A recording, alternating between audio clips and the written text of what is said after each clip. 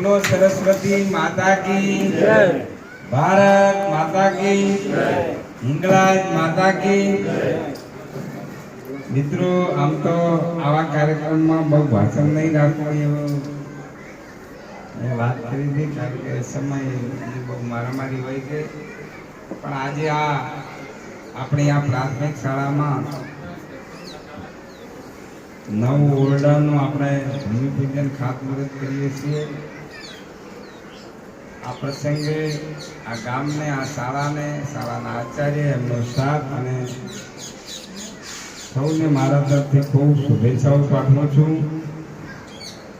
સરકારે આપણા બધાની લાગણીની માગણીથી એ પ્રાથમિક શાળાઓમાં 5 ધોરણથી ઉપરના ધોરણ છે અને 120 કરતાં વધારે બાળકો છે એવી બધી જ શાળાઓને સ્કૂલ ઓફ એક્સલન્સમાં સમાવી અને ત્યાં ખૂટતી બધી ભૌતિક સુવિધાઓ તબક્કાવાર પૂરી કરવાનો નિર્ણય કર્યો છે। આપણે ત્યાં પણ આ નવ ઓરડાને આ ખૂટતી સુવિધા લગભગ 1,85,00,000ના ખર્ચે આ બધી સુવિધા ઊભી થઈ છે।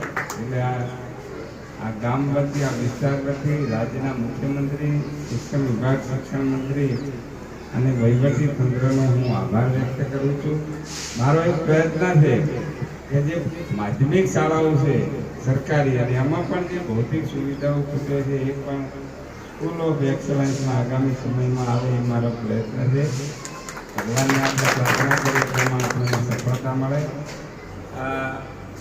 આપણા વિસ્તારમાં નાના મોટા 54 સમાજ અને 125 ગામ આ બધા જ ગામોને જે લાગુ પડે છે એવી 2-3 બાબતો છે। એક શિક્ષણ એટલે શિક્ષણમાં બધી સુવિધાઓ ઊભી થાય એની સાથે સાથે આરોગ્ય જે સરકારના નિયમ પ્રમાણે આરોગ્યની સુવિધાઓ જે નથી પહોંચી એ આરોગ્યની સુવિધાઓ પહોંચે। રોડ રસ્તાઓ જે બાકી છે એ ઝડપથી કેવી રીતે આયોજનમાં આવે એના માટેનો આખો ટાઈમ ટેબલ અને બધા જ રસ્તાઓની યાદી કોમ્પ્યુટરમાં તૈયાર રાખી છે। એટલે પૂરો પ્રયત્ન છે પણ બજેટની મર્યાદાઓ કેવી રીતે મર્યાદા ઓળંગવી એ બધો જ પ્રયત્ન કરી અને જે બધા જ સમાજોને બધા જ ગામોને લાગુ પડે છે એવા પ્રશ્નો ઉકેલા એવો આપણો પ્રયત્ન છે। મુખ્ય પ્રશ્ન છે ભૂગર્ભના જળનો સિંચાઈના પાણી માટેના જે જળ ઊંડે જઈ રહ્યા છે એના માટે સરકારમાં આપણે પૂરો પ્રયત્ન કરી રહ્યા છીએ પણ આપણો વિસ્તાર જે આ ઉપરનો છે મુખ્ય કેનાલ નર્મદાથી અને નર્મદા ડેમથી આપણે ઉગમણા અને ઊંચાણમાં છીએ એટલે હવે નહેર લાવવી શક્ય નથી।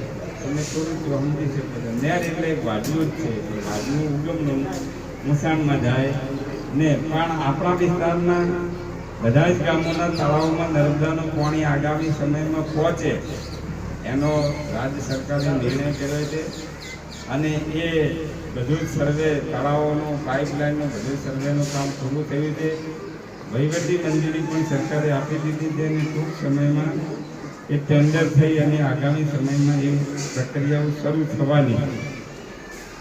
મારી આપને વિનંતી એક જ છે કે આ શાળા એ સરસ્વતીનું મંદિર છે આપણા ભગવાનનું મંદિર હિંગળાજ માતા શંકર ભગવાનનું મંદિર આપણે બધા ભેગા થઈને જે શ્રદ્ધાથી બનાવીએ છીએ આ પાણી એ પણ એટલું જ મંદિરના જેટલું મહત્વનું છે મંદિર કરતા પણ વધારે પણ પાણી એ કારખાનામાં પેદા કરી શકાતું નથી। પાણી એ કુદરતની અનમોલ ભેટ છે। આ પાણી વરસાદ રૂપી જેટલો આપણને મળે છે એ પાણીનું મહત્વ આપણે બધાએ સમજવું પડશે લોકોને સમજાવવું પડશે અને પાણીનું એક પણ ટીપું એ વગર જોઈતું એનો બગાડ ન થાય આ સમયની માંગ અને ભગવાને ગીતામાં કીધું કે સમયની માંગ પ્રમાણે જે માણસ પોતાની વ્યવસ્થા ગોઠવશે એની હંમેશા પ્રગતિ થશે। તો આપણી સૌની જવાબદારી બને છે કે પાણીનો સંચય થાય સંગ્રહ થાય અને બગાડ ન થાય। વરસાદનું જેટલું પાણી આપણને મળે છે આ બધું જ પાણી જો આપણે જમીનમાં ઉતારીએ આપણે ત્યાં ખેતરોમાં જે બોર ફેલ હોય કે ચાલુ હોય એ તમે ચેમ્બર બનાવી જાતે તમે પાણીને ચોખ્ખું કરી અને તમારા બોરમાં વાળી શકો છો. અને જો આ વ્યવસ્થા ખેતરે ખેતરે ઊભી થાય, આપણા ચોગાનમાં આપણા આંગણે જે પાણી મળે છે ચોમાસાનું એ પણ જમીનમાં ઉતારવા માટેની વ્યવસ્થા થાય તો આપણે ત્યાં કોઈ પાણીની સમસ્યા રહેવાની નથી.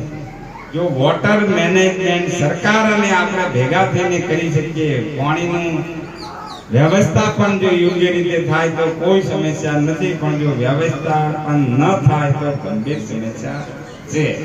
અને એટલે મારી વિનંતી છે, સરકાર જેમ જે ખેડૂતોને 5 એકરની મર્યાદામાં જમીનો છે અને બોર છે, એ બોરને ખેડૂત જે ફેલ થયેલો બંધ પડ્યો છે એને રિચાર્જ કરવા માંગતા હોય તો નરેગા મનરેગામાંથી થઈ શકે છે. એમાં માત્ર જીએસટી નું બિલ જ મૂકવાનું છે, એમાં કોઈ પેલો બાદ મળતો નથી. જે સરપંચની બી હોય છે પેલા મજૂરી વાળા, એવામાં કોઈ બાદ મળતો નથી. એમાં જીએસટી નું બિલ મૂકે, એમાં શરત એક જ છે કે 5 એકર સુધીની જમીન હોવી જોઈએ. બીજી સરકારે જે યોજના છે એના પરિપત્રો હવે આવી રહ્યા છે. બાકીના જે મોટા ખેડૂતો છે એ સરકારની યોજનામાંથી લાભ લઈને પોતાના બોર રિચાર્જ કરી શકે છે. આ જમીનમાં સહેલાઈથી પાણી આપણે વાળી શકીએ એમ છીએ. હજી આ બાજુ જે છે ને અમારે મજૂરોથી પેલી બાજુ વધે કે નહીં તો થોંભડા પણ છે, પણ આપણે એટલા બધા થોંભડા નથી. તો આ ભગીરથ કાર્ય છે. ભગવાને ગીતામાં એમ કહ્યું છે કે સંઘ શક્તિ કળિયોગી. કળિયોગમાં ભગવાને કીધું કે ભેગા થઈને જે લોકો કોઈ કાર્ય આદર્શે એ મારી હાજરી હશે અને એ કામ હંમેશા સફળ જશે.